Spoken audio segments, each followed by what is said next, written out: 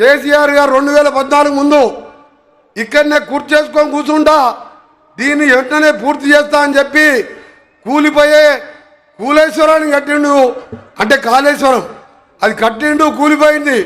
1,73,000 కోట్లు. ఒక 2,000 కోట్లు ఇస్తే సొరంగం అయిపోతుండే. 300-400 కోట్లు ఇస్తే బ్రాహ్మణ వెలుగుల ప్రాజెక్ట్ అయిపోతుండే. మన జిల్లా అంటే అంత కసి.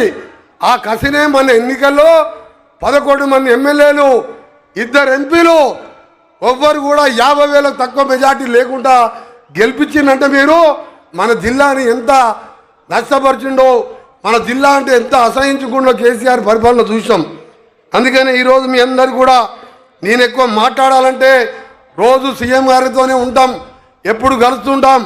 ఈరోజు నల్గొండ కాన్స్టిట్యున్సీకి సంబంధించి అన్ని పనులు మీ దగ్గర కనగల్ మండలంకి